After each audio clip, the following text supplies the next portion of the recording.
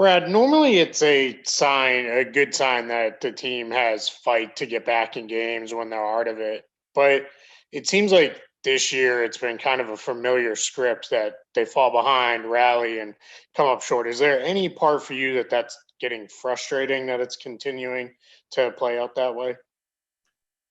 Yeah, I mean, the most frustrating part is we we let adversity, take us out of what we're doing for too long.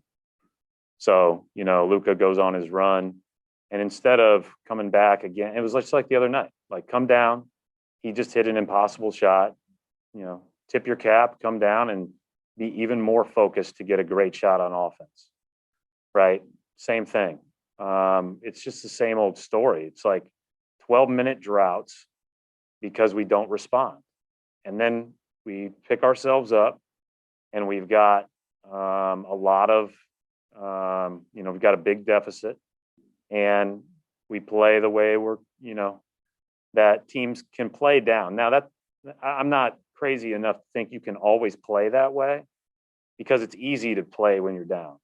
Like, the other team's got all the pressure in the world when they're up 23 with 6 minutes left in the third. You're just playing free. But we got to respond better in the middle of the game, and we just haven't. That's the bottom line, and I just I feel bad that the new guys are hearing this, because they don't deserve it, because they haven't been a part of it. But it's been the same old script. Now, I think that you do have to say Dallas shot the heck out of the ball. Luka went on an incredible run, so they deserve a lot of credit for that. But not good enough from our side. John Corrales.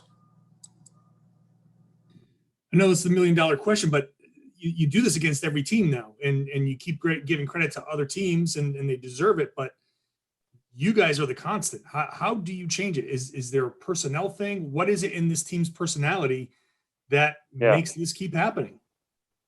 Well, again, we just haven't responded to adversity in the middle of games well.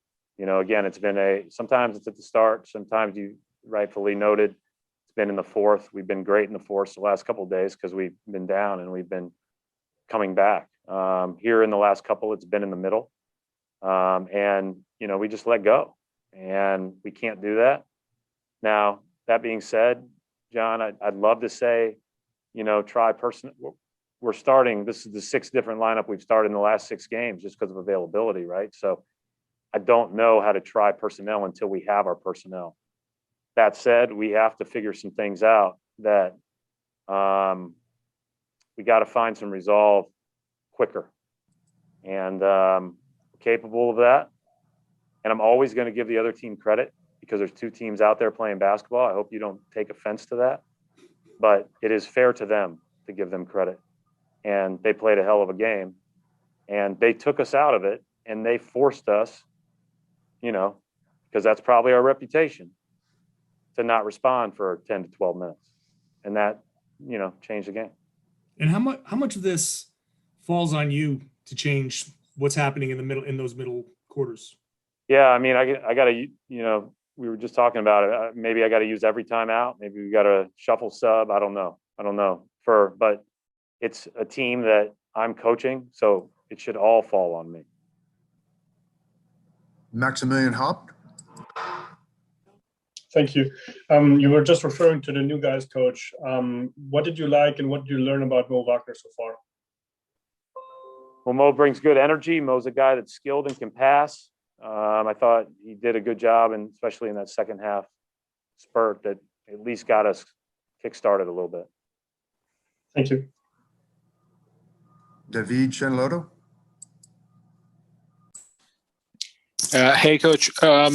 Which is the thing you're most satisfied of? Most satisfied? Yeah. If something, obviously. If something. Yeah. That's my answer. I'm not sure that, I just look at it. We need to play better. Thank you.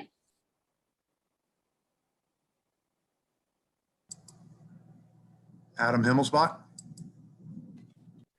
Brad, what happened with Rob? Is that pretty really right before the game, you guys found out he was going to be out, and then also the late lineup you went with there with Fournier and the other 4 top players. What group could? I mean, that group's too small in a lot of cases, but they were playing a bunch of smalls, and then even, you know, Porzingis wasn't necessarily posting a ton. Did in the first half a little bit, but I thought it was our best chance to have a lot of firepower out there and spread the floor, open up the rim for drives. We got to the rim multiple times and had beautiful kickouts, great attempts at finishes. We didn't make a lot of them, but the game rewards the way you play all the way through both ways. And that was probably a little bit of the game being honest with us. Final question, Brian Robb. Hey, Brad, just going back to what you were talking about earlier with the script for you guys this season, you know, a lot of these guys a lot of the core is here for this, and you've seen them over the years respond to this stuff, you know, time and time again. Like, what's your faith that you guys are going to be able to turn the corner here on that front and kind of just pull things together in the last 20, 25 games here?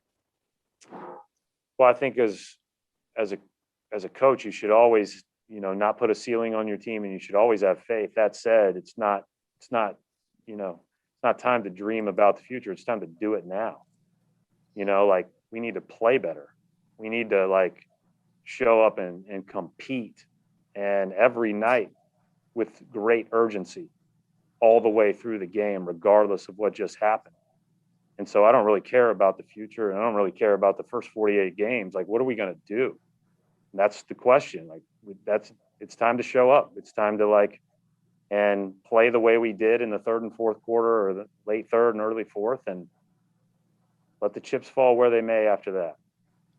Final question, sorry, Coach, from Gary Washburn. Brad, I don't know if you've been asked this before, but the last week against Milwaukee, kind of the same thing. You allow 70 in the first half. You come all the way back and lose by 2. What can you do differently to get your team to start better? Or is it up to them?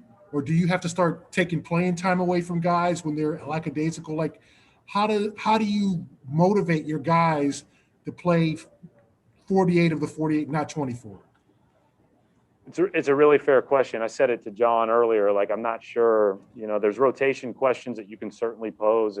But until we have, you know, like today, Rob, right out of the gate, not there. That's like throwing those guys into the fold today, throwing Mo Wagner into a start was not fair to Mo Wagner. But that said, I didn't think we started, you know, awful, Gary. Like, I thought we did some good things early. We did miss some shots, but we were flying around. We were playing the right way. But when adversity hit, we nosedived. And so we've got to be better in that situation. So it's not, to me, as much about the start, the end. It's about, how are we going to play when it gets tough?